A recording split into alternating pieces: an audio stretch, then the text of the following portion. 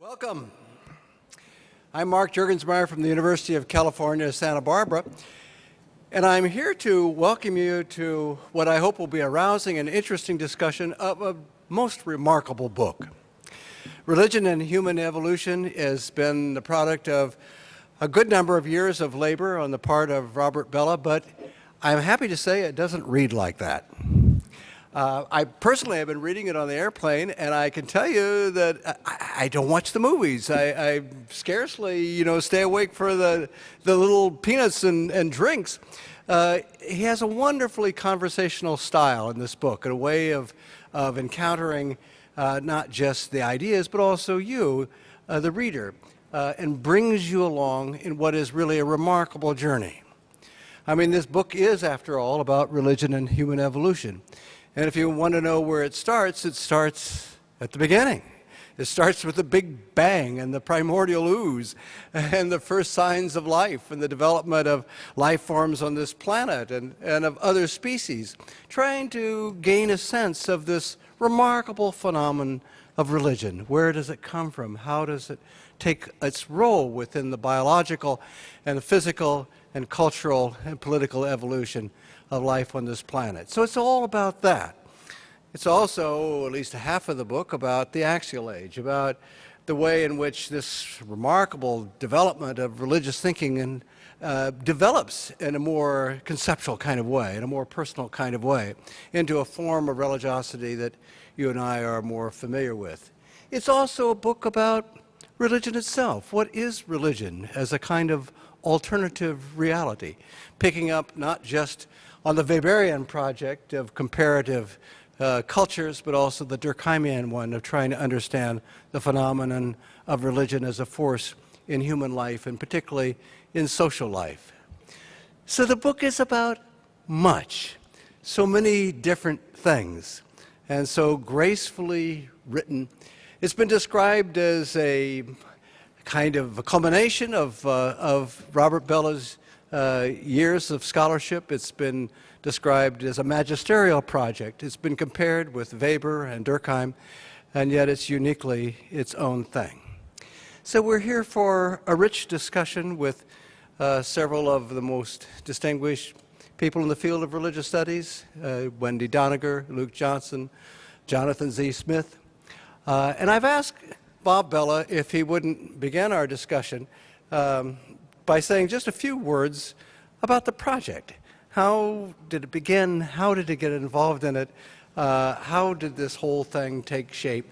Before I'll turn to each one of the respondents for their comments, and then I give Bob a chance at the end to, in his turn, respond to all of them. So Bob, how did this book begin?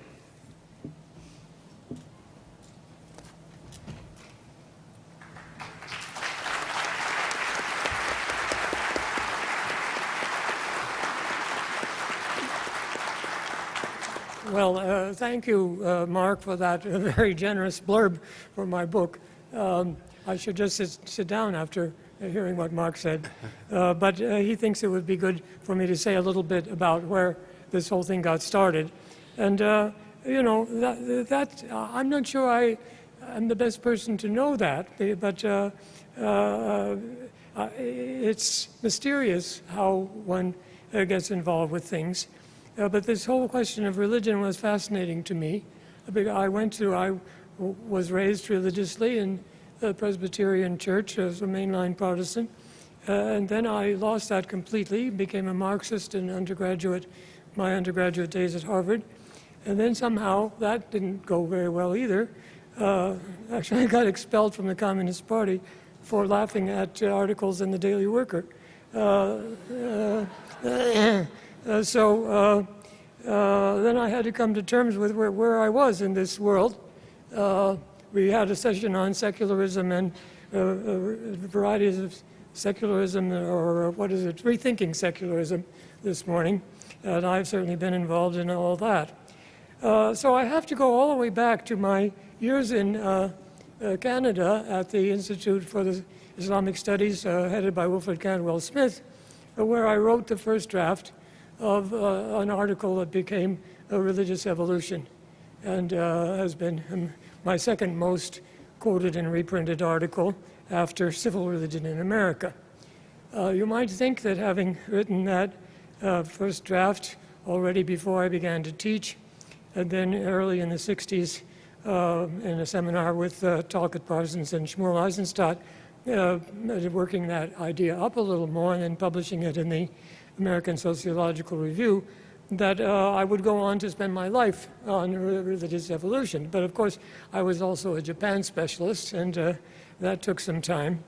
But the key derailing of my whole life was a Daedalus conference on American religion in about 1965 or 6. And Talcott asked me to contribute. And I said, Talcott, I don't know anything about America. I'm a Japan specialist. He said, a sociologist can write on anything. And so I looked in my notes from my Fulbright year in Japan, where I was trying to explain to the Japanese why President Kennedy mentioned God twice in his inaugural address, when we had told the Japanese complete separation of church and state. And somehow out of those notes came the essay that was published in Daedalus, which I've never been able to escape. I got so tired of the whole argument about definition of civil religion that about 30 years ago I never used the word again. If any of you ever happen to look at a book called Habits of the Heart, you will not find civil religion in it. However, it did pull me into American studies and away from what I was most concerned with. However, you used the general notion of religious evolution as the framework for my most frequently given undergraduate course, Sociology of Religion. And I would begin that course by saying, I have to warn you, there are two kinds of people who might feel a little uncomfortable with this class. People who believe no religion is true, and people who believe only one religion is true. That was not to exclude them, just to give them warning. I also said religion is responsible for some of the noblest things that humans have ever done, and some of the most terrible things that humans have ever done. To tell them this was not going to be an apologetic class, that religion is a good thing.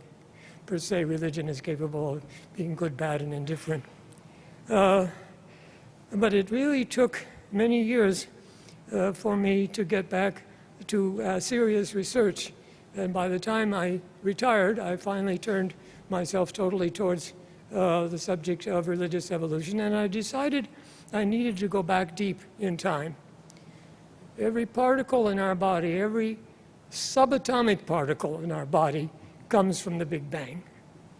We are part of the universe, literally, not metaphorically or poetically, but quite literally. And we share genes with the earliest monocellular organisms who began about 4 billion years ago. Our own bodies contain the entire history of the human species. Darwin was quite aware of this. And again, it's a literal fact. We do. And behaviorally, we're very much mammals, and we're very much primates. And I felt that we needed to look at that before we could get at the earliest notions we could have of how religion developed. And of course, those earliest notions where religion was even pre-linguistic, I think, ritual, behavior, use of the body to communicate, we still have. We haven't lost any of these things. We're still deeply embedded in the past, physically, biologically, and culturally. To understand who we are, we need to understand that past. Someone asked me, why are you writing all this book about religion when you should be writing your autobiography? I said, I am writing my autobiography. It's the autobiography of the human race. So, and that's really what motivated me.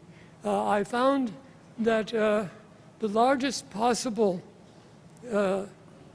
using impartial, partly in the way Adam Smith did in the Theory of Moral Sentiments, though not exactly, the impartial framework from which to look at every particular religion. It doesn't replace them, but it gives a way of thinking that allows each of them to be taken seriously in its own terms. And so that's what I tried to do. Thank you very much.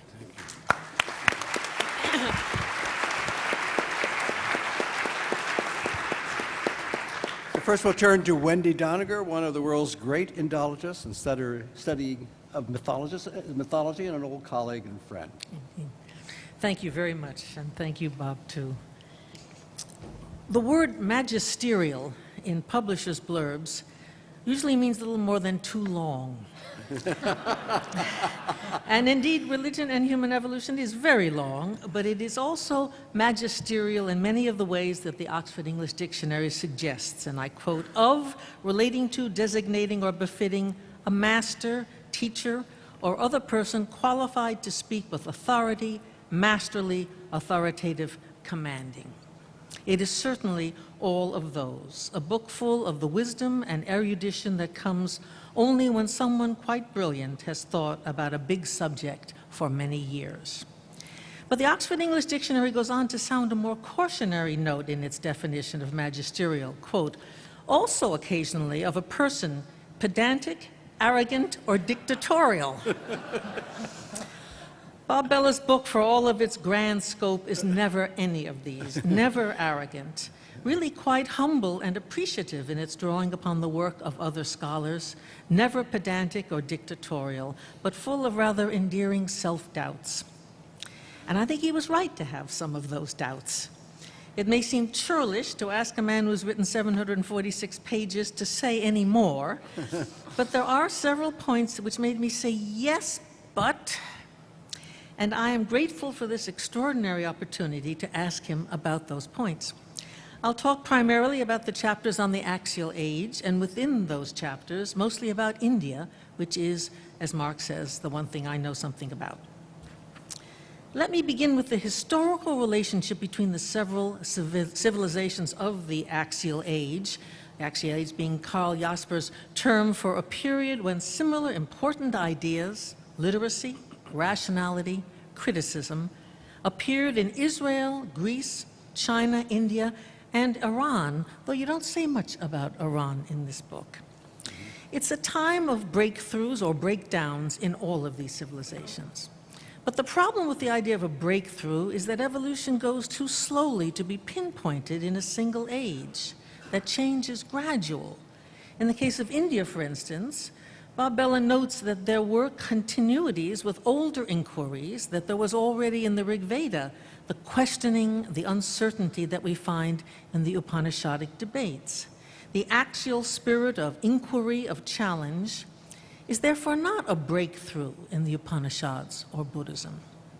But even if we assume for the sake of argument that in each of these cultures there was simultaneously a breakthrough, then we must ask, where did these changes come from? What was the historical relationship between these cultures? Did the axial idea grow up in one to be transmitted to the others? Did it arise in all of them at the same time because of some shared social or economic development? Was there a sudden, simultaneous appearance in all of them of some vibrating pillar like the one in the film 2001, A Space Odyssey? The tension between independent origin, borrowing, or diffusion from a common source, an age-old question in the discipline of comparative religions, is one that this book cannot resolve. The apparent conflict between these explanations, however, might be resolved by a modified version of Claude Lévi-Strauss's argument about cross-cultural parallels. He wrote, "The simplest hypothesis is that of historical contact or independent development from a common civilization. But even if this hypothesis is refuted by facts, or if, as seems more likely, it should lack adequate evidence, attempts at interpretation are not necessarily doomed to failure. Even if the most ambitious reconstructions of the diffusionist school were to be confirmed, we should still be faced with an essential problem which has nothing to do with history. Why should a cultural trait that has been borrowed or diffused through a long historical period remain intact?" End quote. Lévi-Strauss further argues that borrowing is never haphazard, that what is borrowed is not just fitted into a pre-existing structure, The borrowing takes place because of the similarity in structure between concepts in the culture that lends them and concepts in the culture that borrows them. In the case of the axial age, Bob suggests a similarity not in mental structures, but in social and economic events. But then what explains the confluence of such events in several cultures at once? There's no clear single reason why, for instance, renouncers began to flourish in both Hinduism and Buddhism at this time, let alone in Greece and China as well. Bob, true to his discipline, notes the general changes in the economic and social background, but these changes also took place sooner or later in many other parts of the world, often in places where no renunciant tradition arose. To explain the Indian instance, at least, we might use a modified version of the intriguing hypothesis that Walter Fairservice laid out in 1973 in his book, The Roots of Ancient India. Fairservice suggests that the theory of reincarnation may reflect an anxiety of overcrowding, the claustrophobia of a culture fenced in, a kind of urban angst. The terror of overcrowding was also a precipitating factor in the ancient Babylonian epic, the Enuma Elish. Overcrowding, as Bob notes in a most moving passage near the end of the book, precipitated several crises in the history of the planet Earth, including the one that seems to be beginning now. The Upanishadic discussion of the doctrine of transmigration begins when a teacher asks his pupil, "Do you know why the world beyond is not filled up, even when more and more people continuously go there?" And it ends with the statement, "As a result of transmigration, that world up there is not filled up." The idea of an overcrowded earth is part of the Hindu myth of the 4 ages. People live too long in the first golden age and become too numerous. And it recurs in the great Sanskrit epic, the Mahabharata, as a justification for the genocidal war when the overburdened earth begins to sink beneath the cosmic waters. Is this fear of crowds related to the shock of the new experience of city life in the Ganges Valley? Were there already slums in ancient Kashi, as there may have been even in Harappa in the Indus Valley before 2000 BCE? Did a fear of this sort inspire the theory of reincarnation, a recycling not of tin cans but of souls? The spread of paddy rice cultivation into the Ganges Valley, producing a surplus that could support cities, created an unprecedented proximity of people. The Greek historian Herodotus, writing in the 5th century BCE, said that the Indians were the most populous country on earth.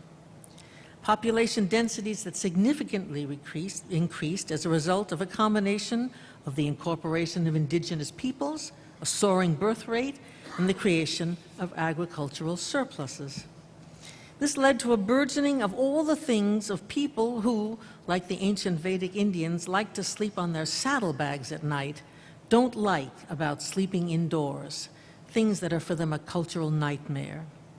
The movements to renounce the flesh pots of the Ganges Valley may have been inspired in part by a longing to return to the good old days preserved or imagined in the Vedic texts when life was both simpler and freer.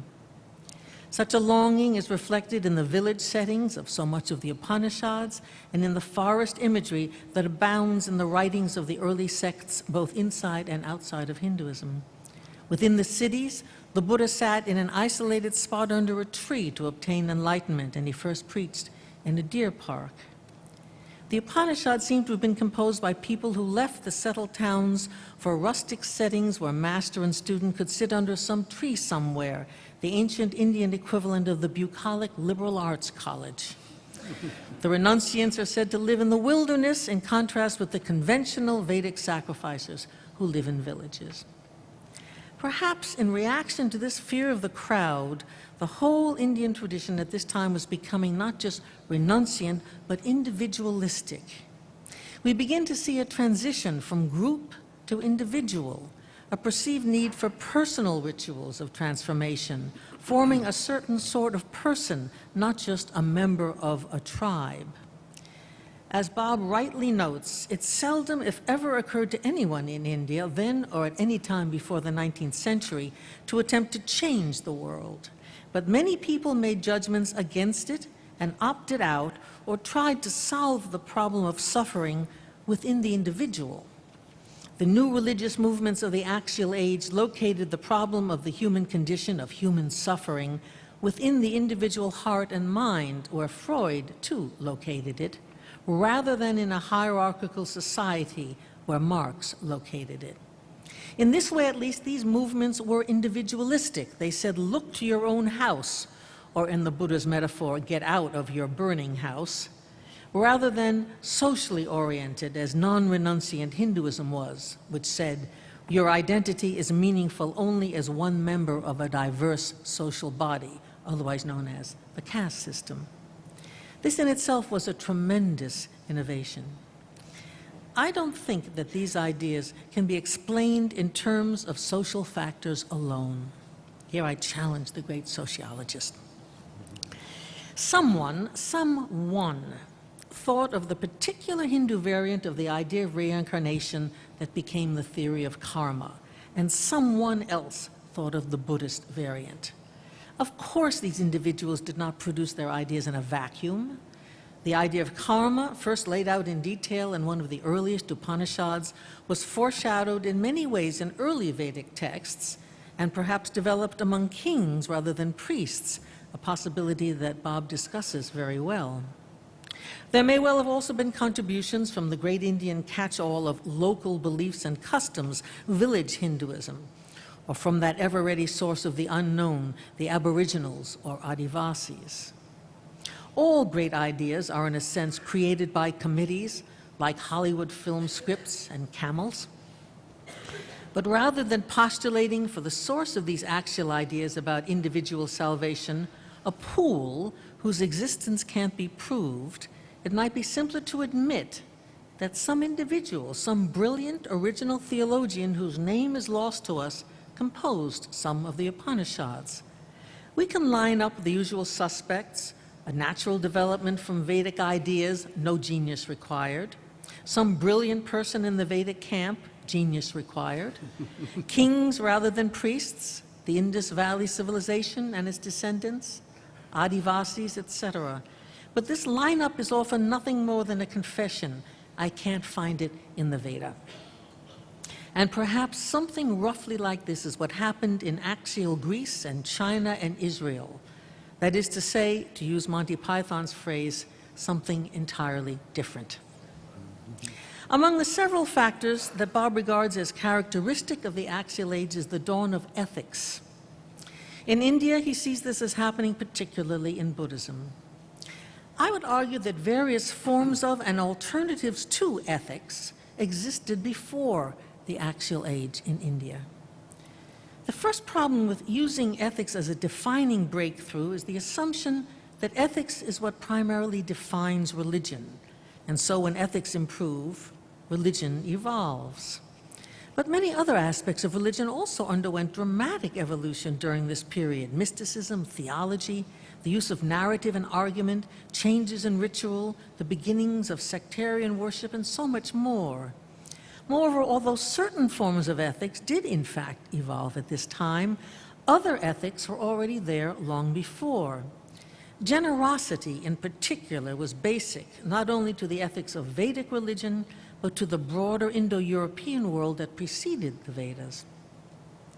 My colleague Jim Gustafson used to make a useful distinction between, on the one hand, an ethics of obligation, a Kantian agenda of following the rules, doing your duty to society, and on the other hand, an ethics of appreciation, generosity, and art.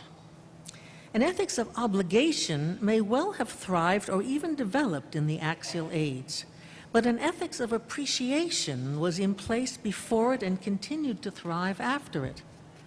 Moreover, even if we grant that the ethics of obligation evolved or improved at this time, we must grant that other aspects of social ethics got worse. Women, for instance, had had many privileges and a degree of freedom in the pre-axial Vedic age that they lost in subsequent eras of Hinduism and Buddhism. I don't want to veer into promiscuous relativism here, nor to rank the different sorts of ethics, but merely to point out that something that I would call ethics was already in place throughout the Indo-European world long before the Axial Age. And finally, my final point. Rationality is one of the defining breakthroughs of the Axial Age. Scholars tend to turn lowercase Indian enlightenment into uppercase European enlightenment, mistaking the Buddha for Voltaire. But near the very end of the book, in a beautiful passage, Bob begins to talk about the importance of play, homo ludens, and all of that, which seems to me to be part of the irrational or non-rational aspect of religion, and a very important one. The ethics of obligation is generally not playful. Too much is at stake, the great challenge of human suffering. But there's a lot of playfulness in the Upanishads and in early Buddhism. Play, the love of nature, and generosity are intrinsic to the ethics of appreciation, which is also an ethics of aesthetics. Overemphasizing the ethics of obligation ignores other religious changes and concerns that evolved at this time in the ethics of appreciation, changes in narrative, in art, in the performance of religion, in the singing of religion. These seem to me to cry out to be included in any broad survey of the history of religion, especially in one so deeply humane and compassionate as Robert Bellah's Religion and Human Evolution. Thank you. Nice.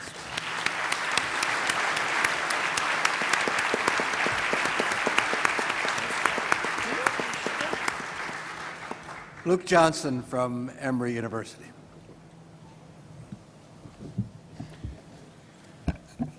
It's a pleasure and an honor to engage a book that is truly large in ways that are beyond sheer size. It is large in scope, ranging across geological, biological, cultural, and historical phenomena.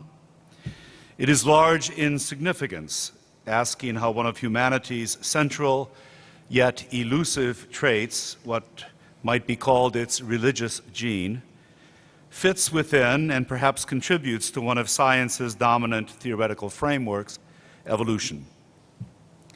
It is also large-minded in its appreciation for the distinct yet interrelated ways in which humans express meaning.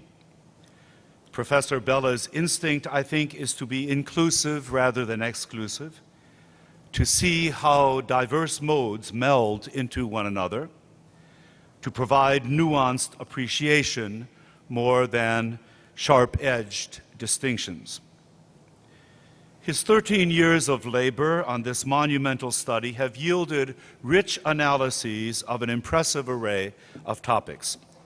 Among my favorites are his deeply informed preliminary essays on religion and reality and religion and evolution, each carried out in close conversation with experts. His argument, and I'll return to this, that play is an element of continuity among primates and humans, and his discrete studies of society and religion among the Kalapalo in Brazil, the Navajo in the United States, the Walbiri in Australia, as well as among discrete Polynesian populations. These separate and highly detailed analyses of the mimetic and mythic dimensions of religion provide balance and depth to his argument concerning the breakthrough of the theoretical or critical dimension that is claimed to characterize the so-called axial age in Greece, China, Israel, and India. My admiration for the scope and detail of these individual studies is sharpened by my awareness of being only reasonably competent in two of the religious traditions he surveys. My response today, therefore, will take the form of 5 observations or questions at the level of the larger argument, rather than at the level of specific assertions. I am emboldened to ask such questions because of the clear sense given by Professor Bellah himself, as for example on page 567, that at the end he was not altogether happy with some of his choices, or wished that he could have pulled some elements together more coherently. My first question is fundamental. How literally is evolution to be understood in the analysis of cultural and historical phenomena? Is the evolutionary paradigm more than a helpful analogy when looking at changes in society and religion? Or is Bellah committed to it as a scientific thesis to which both his inquiry and his subject adhere? On one side, Bellah seems to think of evolution as literally operative, as when, at the beginning of chapter 2, he characterizes his work in the first chapter as, quote, looking at human development as the acquisition of a series of capacities, all of which have contributed to the formation of religion. He then shifts from ontogeny to phylogeny by asking, when did religion begin? And, quote, were there earlier developments that made its emergence possible, end quote. All this sounds very much like Bellah is considering religion as an aspect of evolutionary development in the strict sense. There is no religion until there is the development of biological, mental, social capacities. Fair enough. But then, following such a scientific inquiry, should not an evolutionary consideration turn to the question of how the acquisition of religious capacities is somehow adaptive or maladaptive? But we, or at least I, find nothing along these lines. When he describes the transitions from episodic culture to mimetic, to mythic, to theoretical critical, likewise, the discussion is not in terms of adaptation for survival, but rather adaptation to changing social forms, so that evolution seems here more as an analogy than as literal mutation. Can the author clarify? My second question concerns the initial explicit commitment, utterly understandable for a disciple of Durkheim, to the social group rather than to the individual. I take this to be analogous, once more, to the author's preference in evolutionary theory for the organism over the selfish gene as the entity that adapts. But when it comes to religion, and Professor Doniger made this point, I think, in a different way, is it the case that religious expression is always epiphenomenal to social form? Sometimes in Bellah's book, the link seems to be drawn that strongly. Are tribal religions mimetic because of tribal organization? Is myth a corollary of empire? Is theory unthinkable without cities? So is the secondary position of the individual religious experience and expression always justified?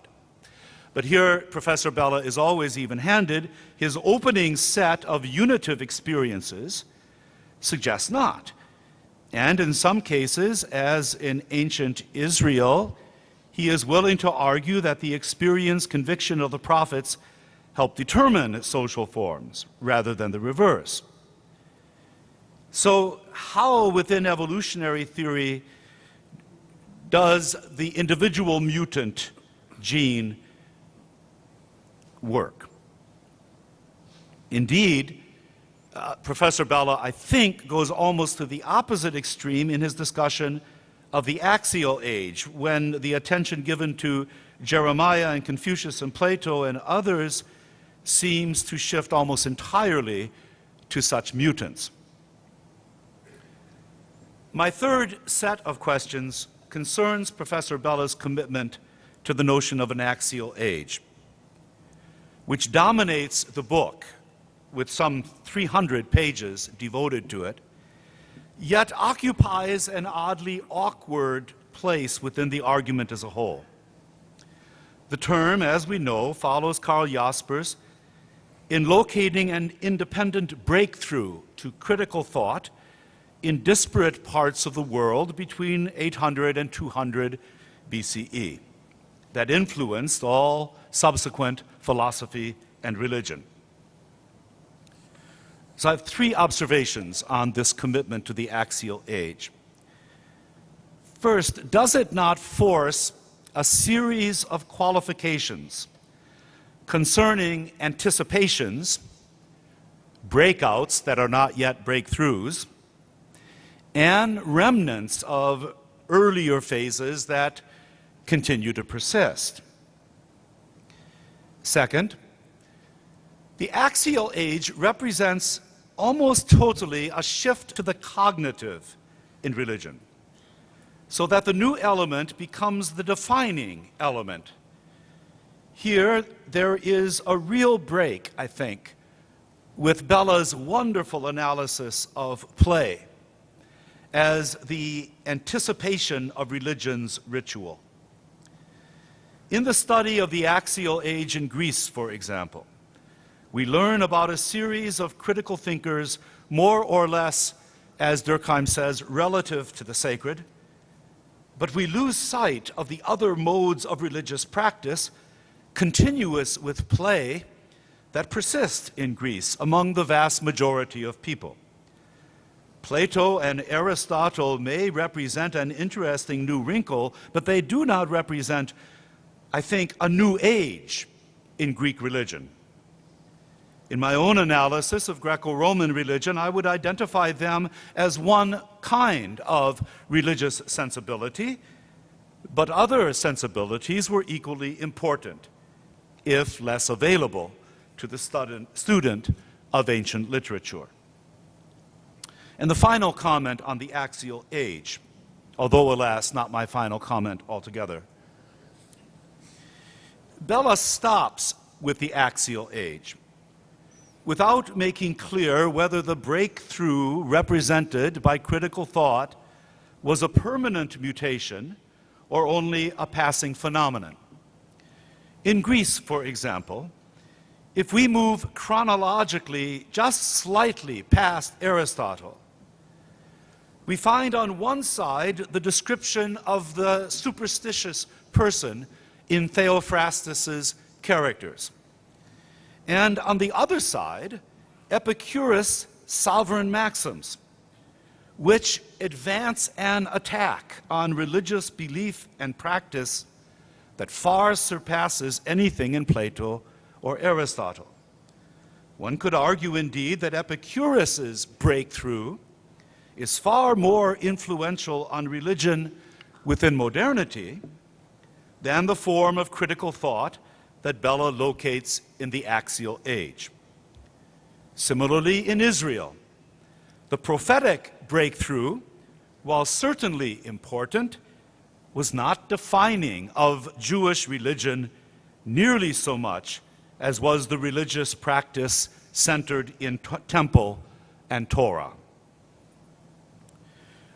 My fourth observation follows from the previous one and picks up from Professor Bellah's intimation that he might have done better to follow through the very intriguing link established between the play of primates and the playfulness and ritual of humans.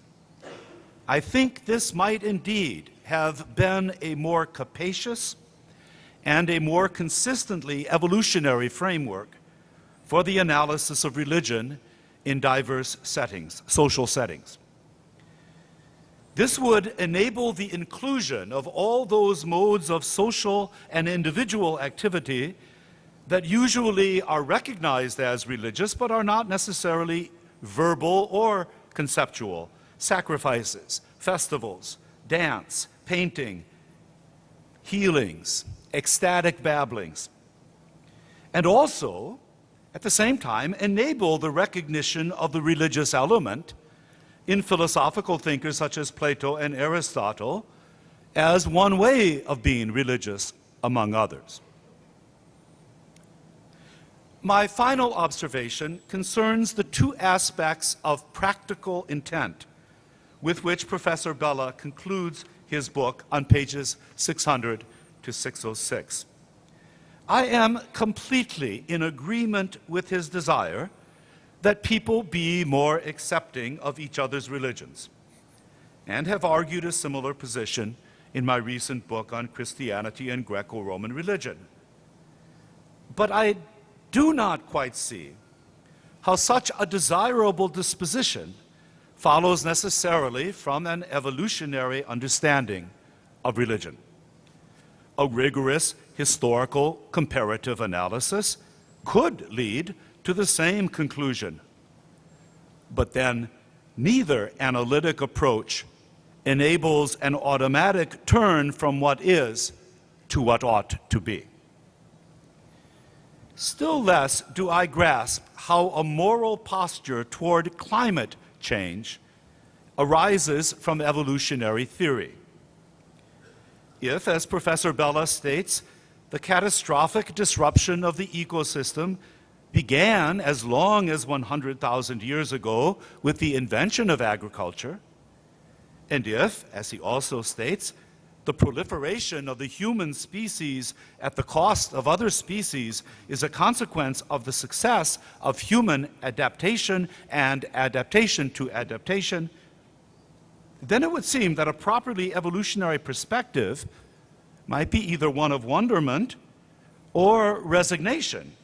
The bacteria win in the end anyway, but not one of moral indignation. Indeed, a robust theology of creation might more logically lead to a moral stance with regard to the excessive exploitation of the Earth's resources, but a strictly evolutionary perspective should, unless I have badly misunderstood things, lead only to applause at our species' remarkable cunning in survival, at least up to now. I have posed 5 sets of questions concerning Professor Bellah's argument, but I want to close by repeating my admiration for his accomplishment. This book rewards close reading by enriching the reader in many ways. It has been a challenge to read, but also a stimulus to serious thought on truly important questions. In a season of small and careful statements, such a bold, sweeping, and genuinely passionate argument deserves all the honor it will undoubtedly receive.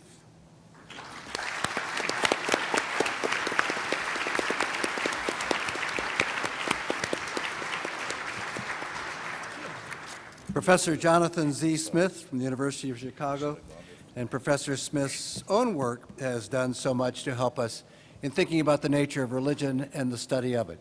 Professor Smith. Thank you. My appearance today at this occasion carries with it something of a piacular tone. I have in the past been highly critical of Bellah's 1964 well-known essay, Religious Evolution. At one point, I confess employing uncharacteristic and inexcusably intemperate language. It remains a lapse I've long deeply regretted.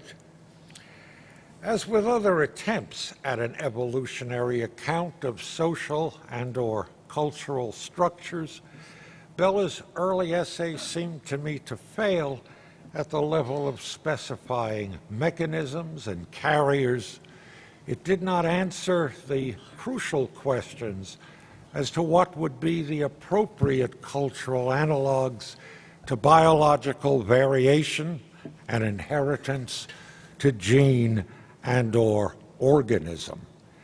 An abstract noun religion has a linguistic usage history, but not, I think, an evolution. As is the case with the majority of so-called 19th century evolutionary proposals with respect to religion, Bellah's early essay struck me as a typology, focused quite brilliantly on soteriology and loosely linked to a progressive series, one more closely resembling what might be called a morphological rather than an evolutionary approach. Bellah's observations on the relations of Durkheim to Comte in his truly magisterial 1959 article, Durkheim and History, was, as I saw it then, equally applicable to his 1964 essay, where Bellah there challenged the notion that placing society in a historical series was in itself sufficient for sociological explanation. This, he continued, is the fundamental ground of Durkheim's opposition to any unilinear theory of social evolution. At the same time, despite my criticism of particular efforts, I've consistently argued that there is nothing in principle to prevent the development of proper evolutionary theories or accounts of religion. Drawing on examples of such theories and accounts in other fields within the human sciences, especially the long tradition of historical linguistics, as well as more recent developments in folklore studies and archaeologies, I went on to make some suggestions as to prerequisites for such an enterprise. First, that such an account of religion be related to strong theoretical interests, as distinct from the all too frequent, unfortunate, apologetic ones. Second, that the data chosen and described form a thick dossier in which micro-distinctions prevail, not revolutions and reformations. Thirdly, as a consequence of the first two, that there be the provision of something like rules of difference or differentiation. Now, I've not returned to this subject in the last decade, chiefly because of the burgeoning enterprise of cognitive theories of religion, which Bellah seems to hold at some distance. But they have begun to make theoretically interesting and important empirical observations towards an evolutionary account of religion, particularly in the work of Atran. In public discourse, my own sense of not having yet fully mastered the relevant literature have prevented me from doing much more than calling attention to this development and signaling my interest in it.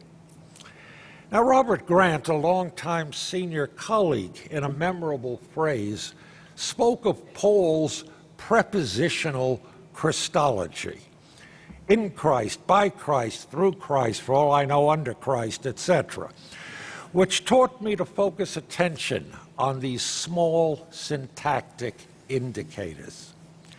In the work at hand, it is the preposition in Bellah's new title, Religion in Human Evolution, that is sufficient in itself to lead me to retract all of my previous criticisms and questions concerning his enterprise as represented by the older 1964 title, Religious Evolution.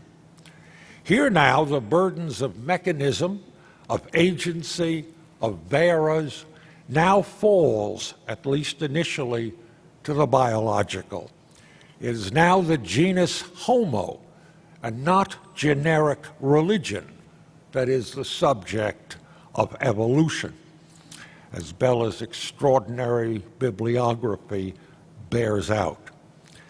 The new work is, as I've already indicated, superlative in its range and readings of data, in the fruitfulness and boldness of its connections and comparisons. When I first received my copy of Religion and Human Evolution by post, the initial impression before even opening it was its sheer heft. And after opening the package, I turned first, as usual, to its notes, paying particular attention to Bellah's citations. What came immediately to mind as I was reading my way through them was Bellah's own first-person footnote at the conclusion of his already mentioned article, Durkheim History. Bellah writes, "In spite of long-standing opposition, I agree with Durkheim that the problem of evolution, including our own social origins, is central for sociology as a science. To be convincing, this view must be backed up by research, a challenge not to be evaded." Bellah this year, in this work of his now under discussion, has responded to his own challenge in an exemplary fashion. What is more, given the density of both his data and his arguments, apparent on every page, Bellah has achieved that rarest of all academic achievements. His new book is quite simply a damned good read. I would not fulfill an implication of my present assignment if I fail to signal those parts of Bellah's synthesis which give me pause, a measure of dis-ease. From my notes, I lift out two, one of which is deeply important, I think, to Bellah, but not at all to me. The other clearly reflects a deep-seated difference in how we parse central elements, basic structures of religion. The former has to do, as it seems to do with my correspondence, with the typification axial age. The second with an element foregrounded in Bellah's treatment of ritual. I have spent a good bit of my energy as a teacher from my first appointment to the present, teaching in various guises a year-long introductory college course, variously named, that serves as a survey of religions in Western civilization. One prerequisite for any teacher of such a course is some sort of a typology that both enables and grows out of comparative interests. Since I first read Jaspers as a college student, the construct axial age appeared to be one candidate. Although I must confess that early on I was troubled by Jaspers' lack of a truly convincing causal formulation, setting aside his rather tentative suggestion, perhaps undiplomatic at the time, that it was a result of the Indo-European invasions. As Jaspers described it, the age appeared to be more of a miracle than an event. For the purposes of this discussion, I need only remark that for me now, undertaking such a teaching enterprise, the necessary exclusion of Mesopotamia from the axial age, an exclusion clearly required by that age's characterization by all of its adherents, and see Peter Machinist's concession on this point, made its employment by me in such a teaching situation frankly impossible, inasmuch as, in my view, Mesopotamia looms large as that without which the religions of so many ancient secondary urban civilizations, ranging from Hittite to Greek to Israelitic, would be all but incomprehensible. For me, this has been sufficient reason to exclude totally the notion of axial age on pragmatic and pedagogical grounds. Bellah includes Mesopotamia under the rubric of archaic societies, and I get what he means, but I'm unconvinced by its comparative companions. For me, the rubrics, primary and secondary imperial civilizations, have proved much more useful as generic categories, organizing the data more comprehensively than appeals to such ahistorical elements as critical spirit, theoretic culture, and the like, not only with respect to Mesopotamia, but even more so with regards to a contrast to those non-writing traditional cultures. It is possible to read appreciatively, I think, Bellah's new book while ignoring his axial vocabulary, and I must admit, in an act of willful blindness, that's what I largely did. I was also troubled by Bellah's linkage of ritual with play, one part of his more generic interest in the latter category. He clearly values a conceptualization of play that I've been uncomfortable with and unpersuaded by since writings in the mid-60s, that romantic tradition that situates play as freedom in opposition to work. I have generally thought of ritual as a prime mode of work, at least as much as it is a mode of play, focusing on its ethic and ethos of perfection, of taking care, a work element highlighted in both Indo-European and Semitic terminology from orgy to avodah. More precisely, I associate myself with those who would link ritual and games rather than with play, retaining some ludic elements, but insisting especially on the rule-governed nature of the enterprise. I cannot understand ritual apart from the presence of the latter constraints. I missed some sort of a causal account of play beyond its appeal to its presence among animals, while there is much to criticize in its brief formulation, something perhaps akin to Durkheim's remarks on play in relation to surplus energy, to give one possible example. These, for me, are but two loci offered by way of beginning a conversation about Bellah's new work, an achievement that is so complex and comprehensive, so provocative, that it will take much more than the past month's reading and rereadings than this 15 minutes apiece to fully take its measure. I've read enough to know that such an effort is both required of us all and fully justified, an act of both work and play, if you choose, of the most serious and of the most delightful kind. For that, we must all be grateful for Bellah's unimaginable labors on behalf of all students of religion. Thank you.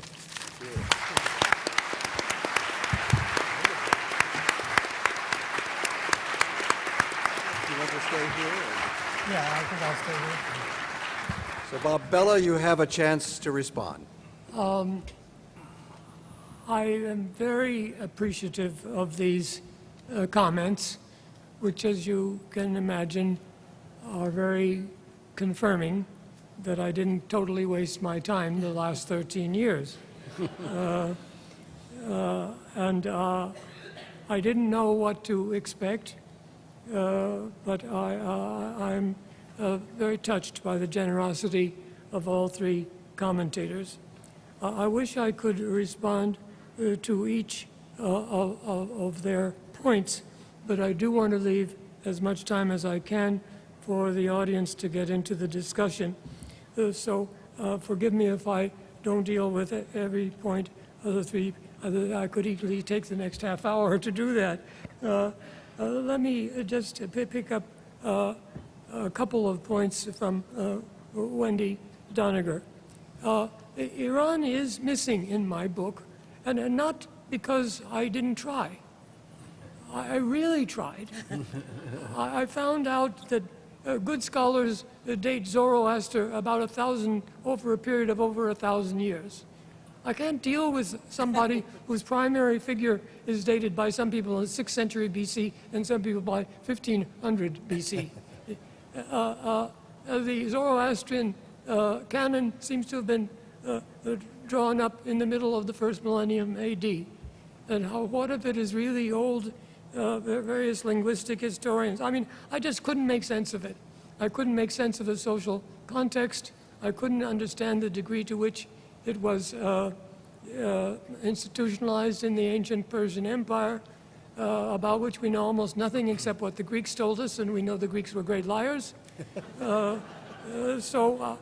it was for the richness of the other four cases. And I do point out Iran had a powerful impact on at least 3 of the 4, but I couldn't go beyond that. Maybe I didn't know enough languages or something. The other point that Wendy Doniger made that I want to say something about is that of the crowdedness. The population of the world has grown over time, but most of the time rather slowly. It grew from about 250 million around the time of Christ to 500 million in 1500. Taking 1500 years to double looks pretty good to us right now. Then between 1500 and 1800, it doubled again. It went from 500 million to 1 billion. And that chiefly due to the Atlantic interchange. New crops, particularly potatoes and corn, allowed the entire Eurasian continent a whole new source of calories. So the population doubled over 300 years, not due to modernization or industrialization, which didn't exist, but to a greatly enriched diet thanks to New World crops. Then from 1800 to 1927, it doubled again from 1 billion to 2 billion. Now, I was born in 1927, and the population the year I was born was 2 billion. At the end of October, we reached 7 billion. So in my lifetime, we have gone 3.5 times more. I want simply to suggest that talking about crowdedness in the first millennium BC in the Indus Valley is very touching and probably very important. But, boy, you ain't seen nothing yet. I want to say just something about whether I am socially deterministic. I look at the social context because I think it's always important, but not because I think it is in any simple sense causal. Causal arguments are very hard to make, and I am much more interested in interpretation than causation. I think the data for serious causation is just simply too weak in most cases. And as to ethics, ethics doesn't begin in the axial age. Of course, every society has ethics. We wouldn't be human without ethics, and that's my point about play, is that play, even among animals, involves a kind of egalitarianism in which the rules of play override other elements of hierarchy, which means it is the place where ethics begins. That axial age reaches a new kind of ethics, namely universal ethics, ethics that are to apply to all human beings, all within the 4 C's, as the Chinese put it, or all under heaven, as the Chinese put it. That's what's new. But I also want to say one more thing about my argument about, this moves to Luke Johnson. How serious am I about evolution? I'm very serious. I am sick and tired of reading books which tell me how adaptive religion is or how maladaptive it is. And most of the books that are out on the subject do that. And so perhaps I fail to talk enough about adaptation or maladaptation. But I did talk about relaxed selection, and I did talk about cooperation. I do think natural selection does continue at the cultural level, but it is modified by the importance of relaxed selection and cooperation. So I do apply biological notions of evolution to the cultural level, but I do so in a very nuanced way, unlike most people who want to prove something or other good or bad about religion, which is not what I'm interested in doing. And again, another point that Luke Johnson made is that what I'm speaking about of axial age religion is really just one form of elite religion. Absolutely. Absolutely. But I do argue that the axial age, while seeing the emergence of the theoretic for the first time, does involve the new forms of the mimetic and the narrative. They're not, nothing is ever lost. So the great axial religions are deeply mimetic and narrative. They're not simply theoretic. On the other hand, the theory is extraordinarily powerful. It gives a new technology, a new possibility of technology added to language per se. Theory, however, is hard. And inevitably, serious theory is confined to a small minority, an elite, an intellectual elite. And I know a lot of people in our culture are very unhappy about intellectual elites. It's just too bad. It's the case. You go on the subway and overhear conversations. Do you hear, when you listen to, inadvertently, you're not trying to intrude, but you can't help it sometimes, or they're phone conversations. Do you hear them make propositions which they then go on to defend logically and with evidence? No, you hear, oh, and then she went blah, blah, blah, and he replied, and then he walked out, and blah, blah, blah, blah, blah. You get nothing but narrative, narrative, narrative, narrative. And I'm sure when the scientists go home from the lab, they do nothing but narrative, and they watch some stupid narrative on TV.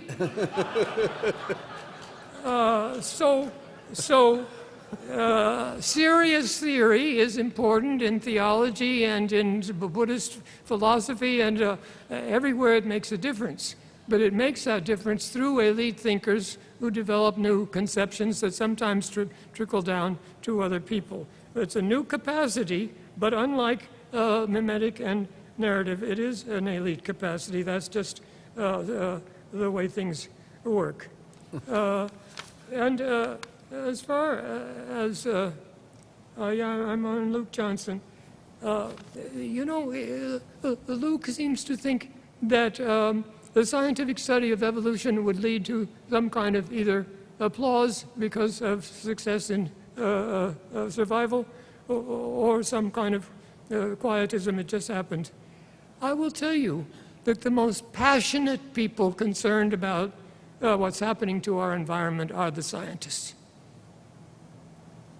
Somehow or other, however we might think they have no right to be morally outraged because science tells you what is, not what should be, they are morally outraged. They're furious. You read their books time and time again. They are warning us, wake up, you idiots. You're destroying yourself. I don't know anybody who's more passionate. Yes, Al Gore, blah, blah, blah, but still. The real dynamism here is from the scientists themselves, because they are closest to the facts, they know what it means, and they are human beings, and they care about human beings. So how we deal with that in terms of what they ought to think, whether they need a theology of creation or not, some of them have. Yeah, some of them do. They denounce creationism and intelligent design, and yet they do have a theology of creation. So I'm afraid that's a minority, but they're an important one. Then finally, just a word about Jonathan Smith. I'm very, very touched that he accepted this invitation. I asked Mark to invite Jonathan, and I asked him because I knew that he had been very harsh in criticism of my earlier article. And I did not want a choir of angels on this panel. And I was quite prepared for Jonathan to denounce me utterly, which would have been very exciting and good, you know. I believe in intellectual combat. I think we grow by refuting each other's ideas or trying to. So I have great respect for his work. You will find 2 citations to his work in my book, both of which are respectful in using his work to support points I want to make. I have learned a great deal from his work, and I respect him greatly, but I did not imagine he would be as kind as he turned out to be. So I won't say he disappointed me, but I do want to make it clear that I am very glad to be criticized. Every time I'm criticized, I learn something new. And I got that wonderful review of Alan Wolfe, who is a real genius, who knows nothing about evolutionary biology or the history of religions. But nonetheless, the New York Times gave him the review. But I certainly didn't learn much from that review. However, as we know, the secret of success is getting reviewed. 3 days after the Wolf Review appeared, Amazon ordered 900 more copies. Anyway, thank you very much. A wonderful panel. I appreciate it.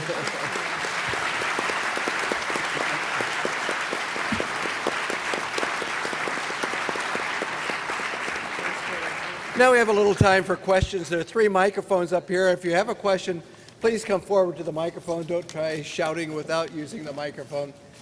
And Bob, I guess that just shows there's the old adage that there's no such thing as bad publicity. Yes. is absolutely accurate. Do you have someone at the microphone? You scared everybody off. While we're waiting for people to come down, are there any responses from the 3 respondents to his response to your response? Well, if I have a little more time, I think... March forward, you have a question while Bob is making some comments. Jonathan's point about Mesopotamia touches me very much. I did try in my chapter on archaic religion to take very seriously what Eric Vogelin called mythospeculation. And I think it was very advanced in Mesopotamia. One indicator to me that Mesopotamia was still not axial is that we really have no conversation partner from ancient Mesopotamia. We don't have a Plato or a Confucius or an Isaiah or a Buddha to talk to. That's to me important. And furthermore, I was at a conference where Jan Assmann argued quite passionately that ancient Egypt was axial. And I would have the same reply to him, although he has the example of Akhenaten, who was sort of proto-axial, although he failed completely. But nonetheless, it's a serious point that Jonathan raises. And then the other side of it is the consequences of what was going on in important ways before the axial age do not disappear in the axial age. And again, Eric Vogelin's notion of the mortgage of the archaic. Every axial society has a powerful element of the pre-axial within it, including, of course, Judaism and Christianity. So the boundaries before, after, and so on are complex, and Jonathan Smith is right to raise questions about the way I handle it. Yes, a question. Okay, we have a few questions. Please be short for your questions or comments.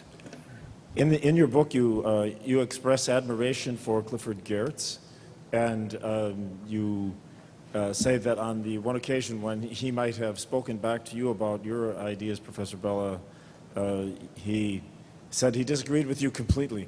Could you expand a bit on the relationship of the thinking in this book to Clifford Geertz's thinking? Despite what Alan Wolfe said about Clifford Geertz. You know, Clifford Geertz was a lifelong friend. We knew each other well in graduate school. We were always in touch. I was very angry when he decided to die at the age of 80 and leave me behind because we always exchanged our work. Cliff tried to get me to come to the Institute for Advanced Study, which is a story I won't go into, but I was enormously touched that I was his first choice. So the notion that Cliff rejected my work in spite of that off-the-cuff remark of his in Chicago is kind of absurd, and Alan Wolfe used it very maliciously.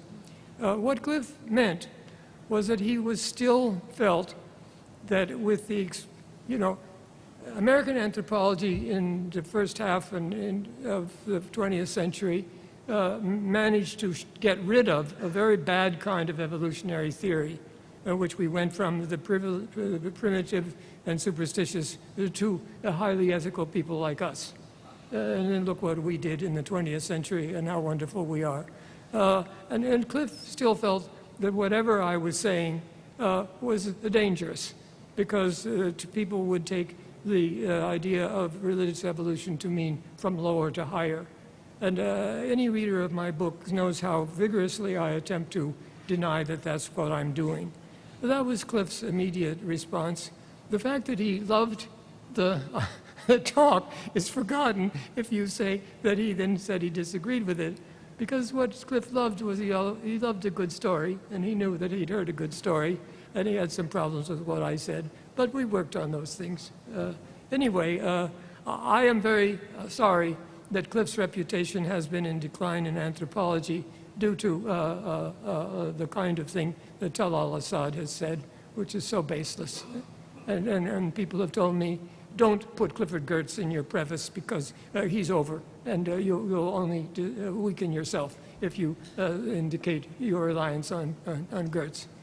I happen to be very glad to affirm what I owe to Clifford Geertz. He's one of the people in my life that I respect the most and think is most worth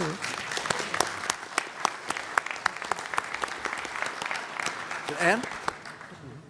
Yeah, thank you very much. This is a great panel.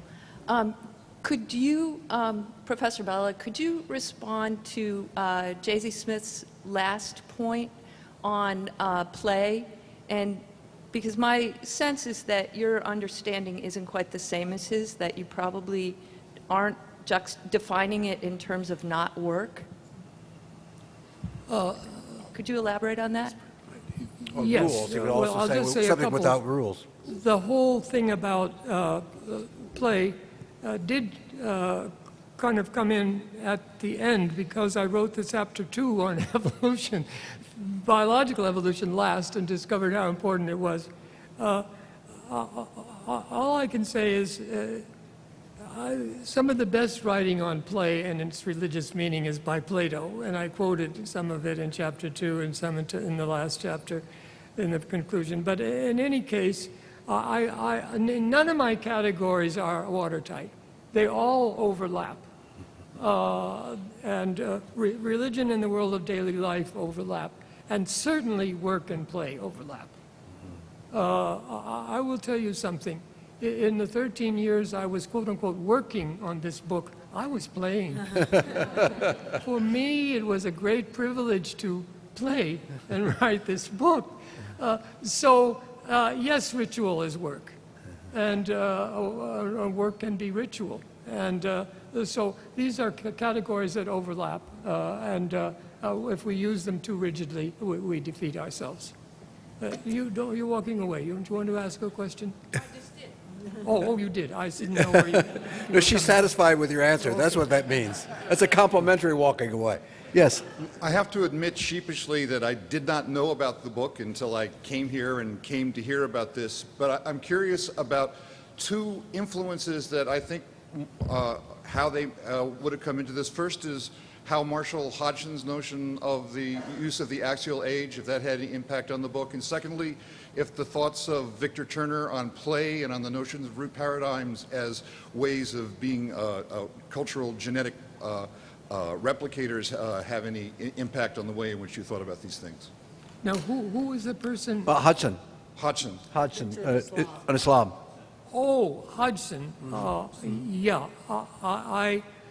I have a great respect for him and read a lot of him at an earlier point of my life, but I wasn't, thank God, getting into either Christianity or Islam, so I avoided a lot of cultural wars in this book, and I didn't go back and read what Marshall Hodgson might have to say about the axial age, so I can't answer that.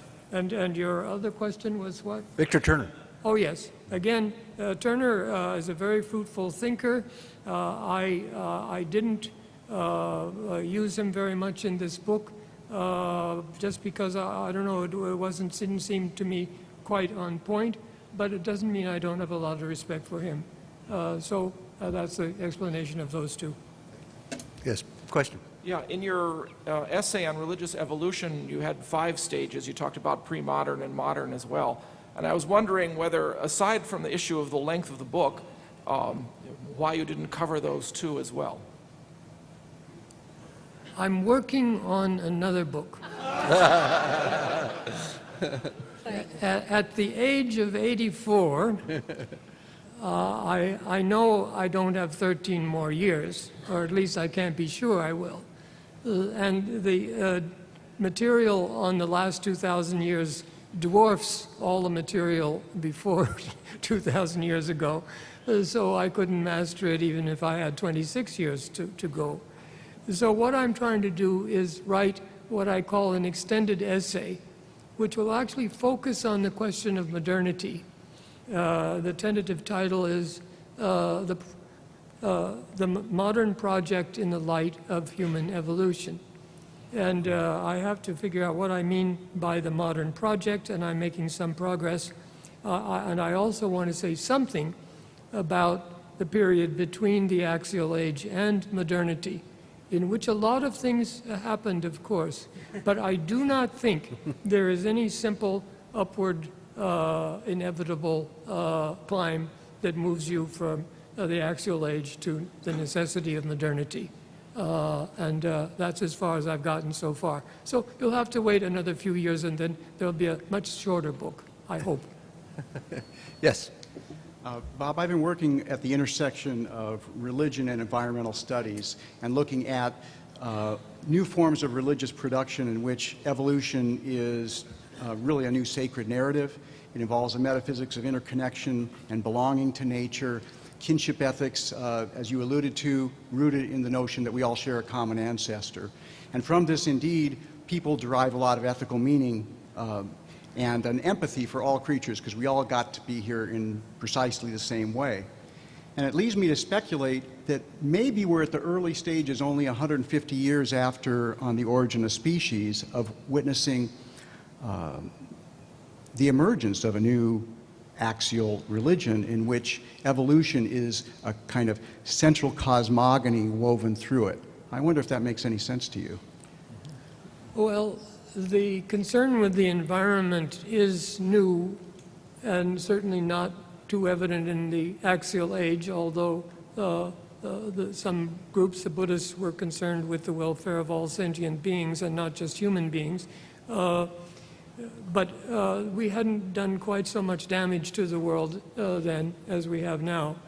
My own feeling is that what Björn Vittruk, the Swedish sociologist, calls the promissory notes of the axial age, that is, the great ethical demands that the prophets and sages of the axial day made on their society, the utopian pictures that they painted of how society could be better, those promissory notes are still far from paid.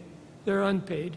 And until we reach a stage of social development where at least we see a serious effort to repay those promissory notes, I think it is futile to speak of another axial age when we haven't finished the last one. Just one or two more questions. Yes. Richard Dawkins, in his book on the selfish gene, ends that book with a chapter on something he calls memes, which are, it's a way of dividing ideas into the smallest unit that is then replicated when people are interested in the idea and they therefore pass it on. And it's a way that some people have used of looking at the developments and evolution of ideas. And I'm wondering if you've been familiar with that notion at all, and if so, what you think of it. Because it's fairly controversial in the humanities. I'm quite familiar with it, and I think it's quite useless. The whole point about genetic transmission is that it is accurate to small degrees, unless there is a mutation. And culture circulates with constant erosion. It isn't a mutation, it's just when you tell a story to someone when there's a line of 13 people and they tell it to each other, at the end the story is totally different. So culture doesn't come in anything comparable to genes, in my opinion. Let me say this, I am pretty sharply critical of Dawkins, and particularly of the selfish gene, in my book, but I also recognize that he's an extraordinarily intelligent man, and when he isn't on his hobby horse about religion, a good science writer. So I have a lot of respect for Dawkins, just not for some of the things he thinks, including the idea of memes. Joe. Yeah. Bob, I want to connect this session with the one that you just had on religion and secularism, because in light of what you say here about religion, it's fairly clear that the modern conception of religion is a very particular and historical one, which sets up an opposition to the secular, which in a sense makes no sense to many cultures who would never think of dichotomizing religion with the secular. The Buddhist culture, for example, would sort of see the secular and the religious as being so closely intertwined, and the same with the Hindu. And so, in many ways, this dichotomizing of religion and the secular is not only ahistorical, but also really quite misleading when one looks at cultures around the world. So that I think it's important to highlight the specificity and the particularity of that particular distinction that was made in the West around the 17th and the 18th century, and not to make that a normative category for looking at religions around the world. Your comment? Well, in general, I think that the history of religion and the science of religion, Religionswissenschaft, have suffered gravely from emerging in strongly Protestant cultures or groups that were strongly Protestant, including my revered hero, Max Weber. There's a strong Protestant bias in his work, and the whole treatment of magic is influenced by it. And of course, it was picked up mainly by Protestants in the United States. More specifically, it's not only positively Protestant, but it's also anti-Catholic. All the other religions are magical, starting with Catholics. Hans Joas, the German scholar who spends one quarter a year in Chicago and is a practicing Catholic, has been particularly sharp on the Protestant bias of German science of religion. And this has brought the whole very term of religion into doubt because of its biased meaning, really means only one tradition. I've tried to avoid that all my life. My teacher, Wilfred Smith, of course, didn't like the word religion and tried to get rid of it. But in its place, he put faith, which is worse. Wilfred was a deeply devout Presbyterian. I loved his seriousness, but sola fide is pure Protestantism. So to go from religion to faith as your central term is not any improvement in my view. Also, it's far too individualistic. Oh, that allows me to say one more thing.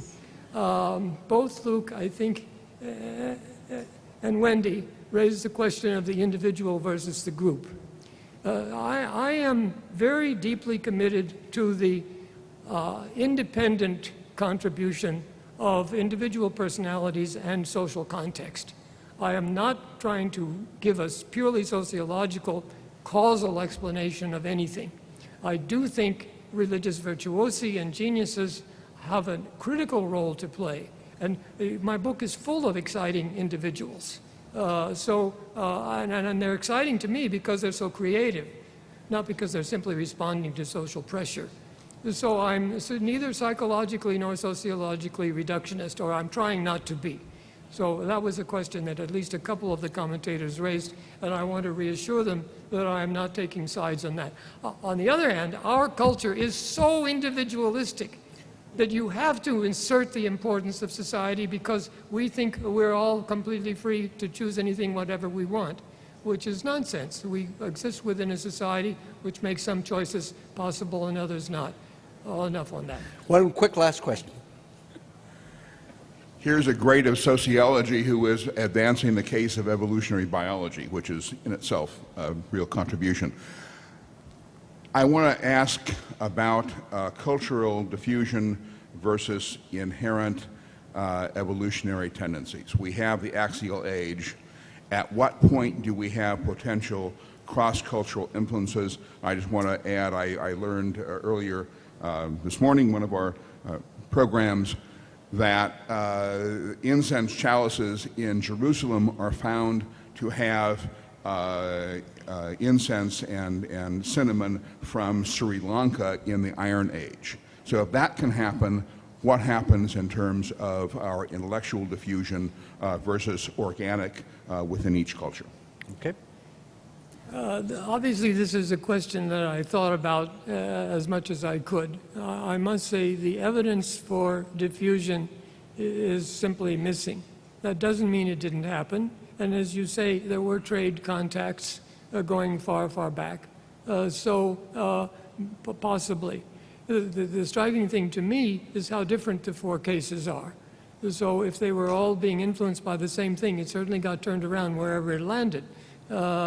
But I do think that there are some similarities in social and economic change across the old world, and particularly in the most developed parts of the old world. Again, they don't cause the axial age. They simply provide the possibility of the axial age. And there are many cases where we would expect an axial development and we didn't get it. I think I mentioned the example of the Phoenicians. Illiterate people, great traders, scattered all over the Mediterranean. Carthage became a city that could challenge Rome. They did all kinds of things. The Greeks would have been lost without their help. They got their alphabet and a lot else from them. But there's at least we have no evidence of anything like an axial breakthrough among the Phoenicians. And that's only to give you one example. As I quote someone as saying, breakthroughs do not breakdowns don't necessarily create breakthroughs. There are far more breakdowns than breakthroughs. Thank you, Bob. Thank you, Wendy Doniger. Thank you, Jonathan G. Smith. Thank you, Luke Johnson. This is the book, Religion and Human Evolution. Thank you very much for a wonderful panel.